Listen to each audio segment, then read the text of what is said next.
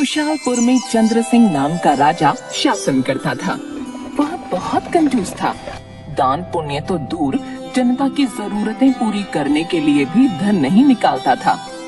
उसके पास सोने चांदी का अपार भंडार था, लेकिन वह किसी की मदद नहीं करता था। मगर राजा अपनी पत्नी से बहुत डरता था, क्योंकि उसे हर बात के लिए सजा सुनाती थी। एक दिन की बात है, वो एक आदमी की फरियाद सुन रहा था। महाराज, मेरे घर के सामने की दीवार अचानक जोर से हवा आने के कारण गिर गई। वो कैसे गिर गई? तुम कहाँ थे जब वो दीवार गिर रही थी? मैं अपनी बकरियों को चारा खिला रहा था। तुमको चारा छोड़कर अपनी दीवार को पकड़ना चाहिए था। महाराज, यह कैसे हो सकता है? दीवार बहुत बड़ी थी, उसको मैं कैसे पकड़ सकता था? दीवार किसने बनाई थी? उसको बुला कर लाओ। महाराज, मिस्त्री ने बनाई थी। दीवार गिरने की सजा मिस्त्री को दी जाए। उसको उसी दीवार में जिंदा चिनवा दो, ताकि कोई भी उसको देखकर ऐसी दीवार दोबारा न बना सके। मगर इससे मुझे क्या मिलेगा? मेरा तो नुकसान हो गया है। राजा अपनी रानी की तरफ देखता, फिर मंत्री की तरफ देखता और सोचता, अगर मैंने कोई गलत फैसला ले लिया तो ये मुझे यही मुर्गा बना देगी। मुझे इस विषय में सोचने के लिए कुछ समय चाहिए। अभी तुम जा सकते हो। किसान के जाने के बाद राजा मंत्री से कहता है, हमने अभी तक इस मामले पर कोई फैसला नहीं किया है। महामंत्री, जाकर देखो हवा कहाँ से आती है, वो जगह बंद कर दो। मंत्री बिना सोचे समझे उस दीवार के पास गया और उसी दीवार के ठीक आगे और पीछे दीवार बनवा दी।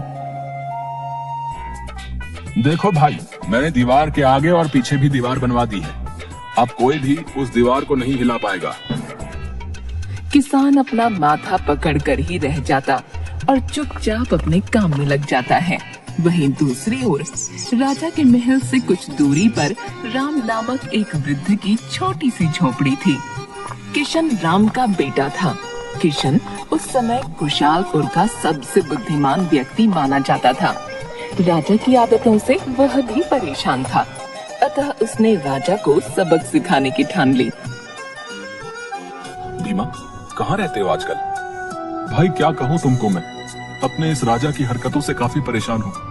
तुम एक काम करो, जैसा मैं बोलता हूँ तुम ठीक वैसा ही करो, क्योंकि इस राजा की हरकतों से तुम ही नहीं, सभी परेशान हैं। हाँ किशन, देखो, दीवार को रोकने के लिए कोई उसके आगे पीछे और दीवार बनवाता है क्या? तुम एक काम करो, बाजार से सोने के नन्हे नन्हे 4 टुकड़े उधार ले आओ। उससे क्या होगा? वो सोना राजा को दोगे क्या? अरे नहीं यार, तुम बहुत भोले हो।